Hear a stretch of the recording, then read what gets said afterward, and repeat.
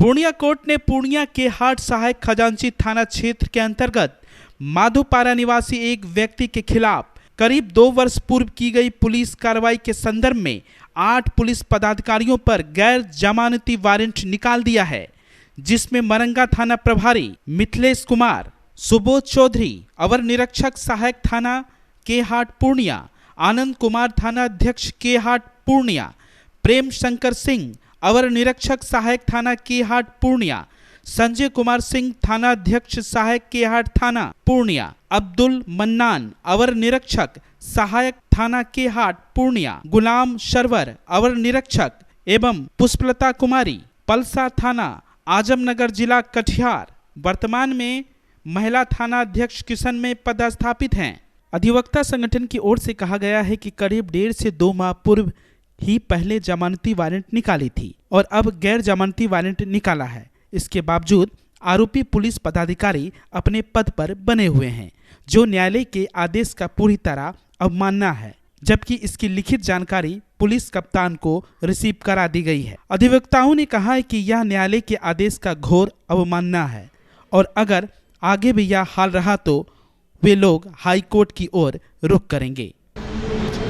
6/2/2023 को न्यायालय से अवेलेबल वारंट निर्गत हुआ।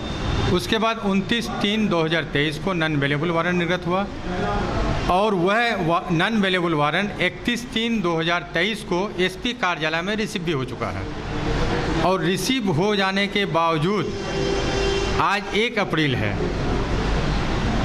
सारे अभियुक्त पुलिस अपने पद पर बने हुए, यहाँ तक के मिथिलेश कुमार थाना अध्यक्ष बने हुए हैं और जो कि एकदम मुख्यालय ही में है, मरंगा में थाना अध्यक्ष बने हुए हैं। कहीं कोई कार्रवाई नहीं करते हैं, कोई आईजी यहाँ है, एसपी है, दोनों में से कोई उन लोगों पर कार्रवाई नहीं करते हैं। ये घटना होने का 2 साल हो गया, आज तक किसी प्रकार के पुलिस पर कोई भी प्रोसीडिंग आज तक नहीं हुई है। ये कितने दुर्भाग्य की बात है कि प्रोसीडिंग उसी वक्त होना था जबकि सीजीएम रिमांड रिफ्यूज कर दिया और उन लोगों पर शोकॉज हुआ और शोकॉज का रिप्लाई में वो लोग खुद इकरार करते हैं 3rd लाइन ही में, अपने शोकॉज के रिप्लाई के 3rd लाइन में, कि ये हम लोगों के नासमझी के कारण ये घटना घटी।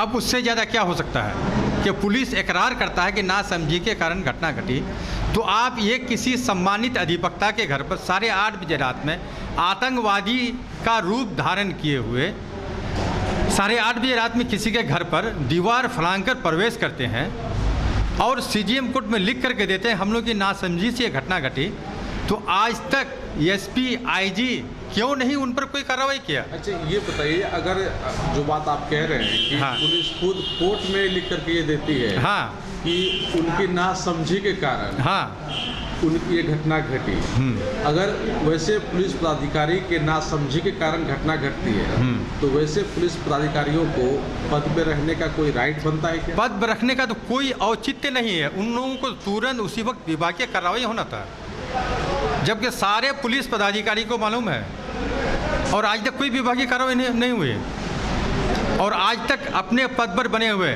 लेकिन दुर्भाग्य हमारे पूर्व एसपी दयाशंकर और उन्हीं के दया के पात्र संजय सिंह, दोनों एसयू भी ने पकड़ा तो लोग सस्पेंड हुए हैं। ये तो अभी भी तो जो थाना पर जो एसपी हैं उनको भी तो कम से कम कार्रवाई करनी चाहिए और इनको भी कार्रवाई करना चाहिए था, लेकिन आज तक मुख्य दर्शक बने हुए हैं। पता नहीं ये लोग पुलिस को पूर्णिया में जनता के रक्षक के लिए रखे हैं या भक्षक के लिए रखे हैं। किस कोर्ट से निकला है ये गैर जमानती वारंट? ये निकला है मिस मासूम खानम के यहाँ से, न्यायिक दंडाधिकारी प्रथम श्रेणी के यहाँ से निकला है। हाँ। कौन कौन है इसमें जिनके खिलाफ निकला है?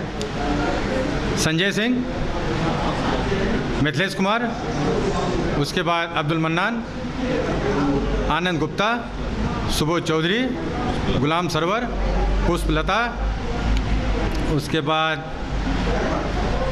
प्रेम शंकर। इन 8 लोगों के खिलाफ वारंट निकला हुआ है। हाँ। और वो सारे लोग अपना काम कर रहे हैं। सारे लोग अपने अपने पद पर बने हुए हैं, तो उनको उससे ज़्यादा क्या दुर्भाग्य होगा? और पहले तो उनको पद से हटाना पड़ेगा एकदम, अभिलंब उन लोगों को पद से हटाना चाहिए। अब क्या करेंगे आप? हम तो न्यायालय के शरण में है। न्याय जो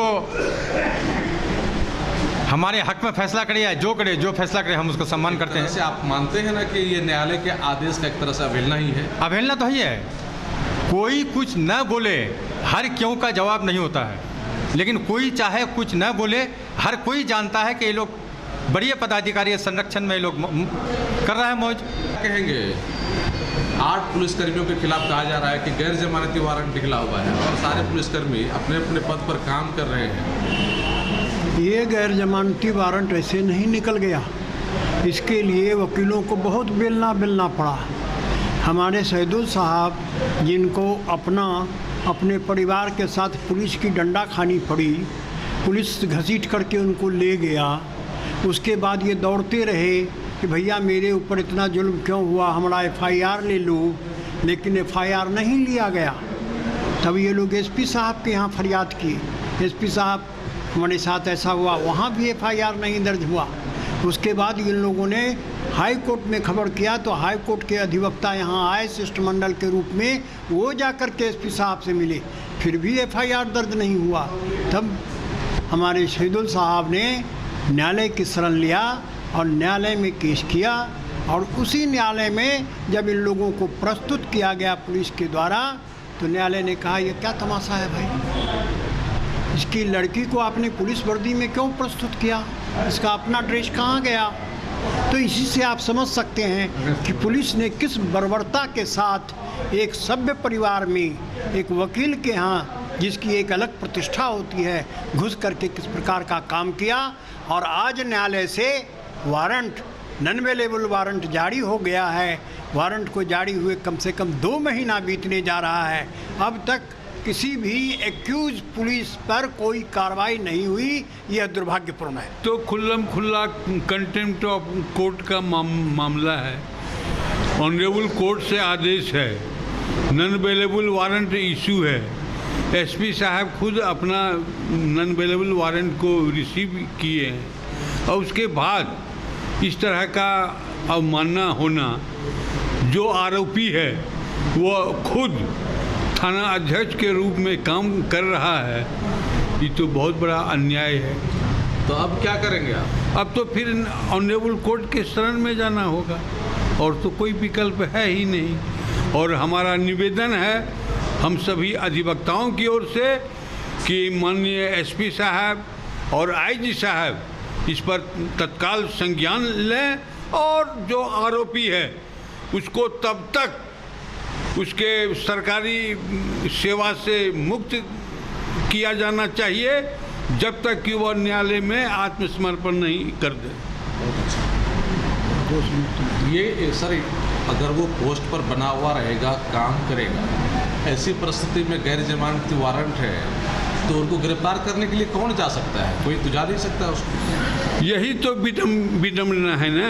यहाँ का हमारा संवैधानिक जो संरचना है, उसका तो एक्जीक्यूशन तो पुलिस ही को ही करना है, ना तो अदालत इसमें हस्तक्षेप कर सकता है, या ना तो हम लोग वकील साहब कुछ कर सकते हैं।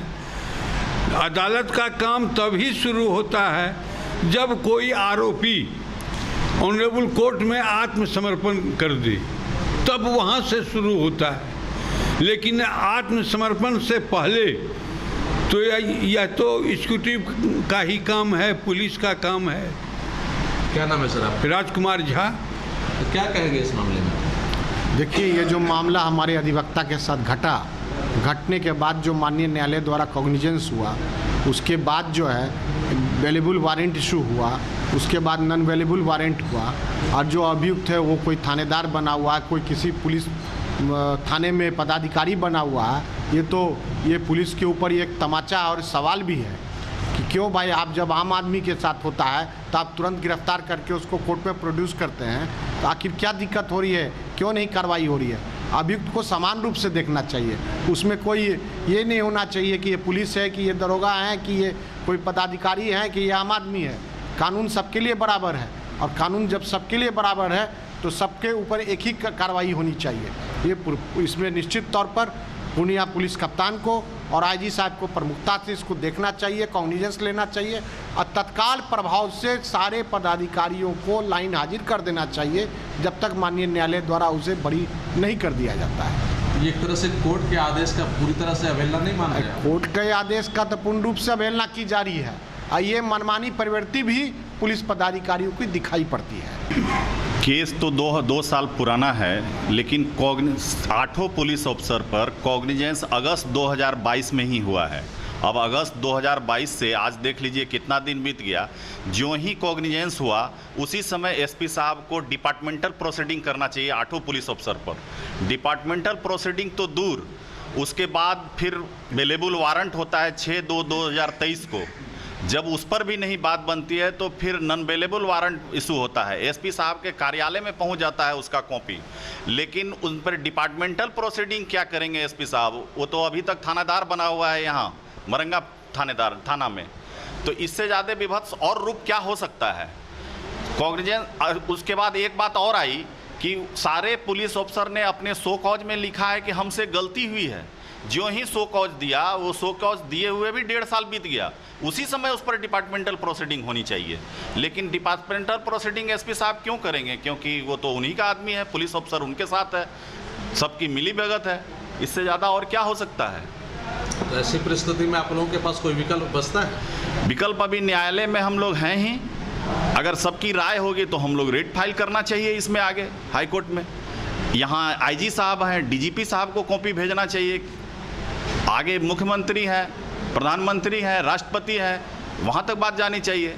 फर्स्ट क्राई कंपनी का एक्सक्लूसिव शोरूम अब पूर्णिया के जिला school road near BlackBerry showroom के पास, जहां आपको मिलेगा एक ही छत के नीचे 0 से 6 वर्ष तक के बच्चे बच्चियों के लिए सभी तरह के मजबूत, भरोसेमंद एवं किफायती आइटम, जैसे तमाम तरह के कपड़े, खिलौने, पढ़ाई की सामग्रियां, फुटवियर के साथ साथ लेटेस्ट सभी तरह के आइटम, वो भी आपकी भरोसेमंद कंपनी फर्स्ट क्राई का। तो आज ही संपर्क करें फर्स्ट क्राई जिला school road near BlackBerry showroom Purnia. Proprietor Amar Kesari. Contact number 9341 505230। City mall जिला school road Purnia exclusive and multi branded showroom. यहाँ bridal lehenga, girls lehenga, fancy designer sari, Banarasi silk sari, bridal sari, Vishal, Subhash, Lakshmipati cotton sari, Kora cotton sari समेत सभी तरह के ब्रांडेड साड़ियाँ एवं ब्राइडल लहंगा उपलब्ध है। तो आज ही संपर्क करें सिटी मॉल जिला स्कूल रोड पूर्णिया। यहाँ सभी रेंज के मनमोहक और आकर्षक डिजाइन वाले कपड़े उपलब्ध हैं। एक बार अवश्य पधारें सिटी मॉल जिला स्कूल रोड पूर्णिया। हमारा कॉन्टैक्ट नंबर है 9341505229 9341505230। अब आपको पटना, सिलीगुड़ी या बाहर इलाज के लिए जाने की कोई आवश्यकता नहीं, क्योंकि अब सीमांचल और कोसी जोन के मरीजों के लिए खुल गया एक सुपर स्पेशलिटी हॉस्पिटल। आपके शहर पूर्णिया के NH31 लाइन बाजार कप्तान पुल के पश्चिम में galaxy hospital and heart care centre. Service to all from top to bottom. Doctor BN Kumar द्वारा संचालित galaxy hospital and heart care centre 24 घंटे इमरजेंसी विशेषज्ञ डॉक्टरों द्वारा। इसके अलावा पूरे देश के प्रशिक्षित टेक्नीशियन, पारा मेडिकल स्टाफ और डॉक्टर अस्पताल में मौजूद है। 24 घंटे इमरजेंसी की सुविधा के साथ pharmacy, diagnostic, ambulance, treatment, admission, radiology, pathology, neurology and respiratory medicine. 4 bed का अत्याधुनिक डायलिसिस यूनिट और 20 बेड का अत्याधुनिक ICU और CCU। BPL कार्डधारी मरीज को प्रत्येक रविवार निःशुल्क देखा जाता है एवं भर्ती मरीज का रियायती दर पर इलाज किया जाता है। साथ ही प्रत्येक महीने के 5 तारीख को सामान्य रोगी को निःशुल्क देखा जाता है। Galaxy hospital and heart care centre. Address NH31 line बाजार वेस्ट ऑफ कप्तान पुल पूर्णिया।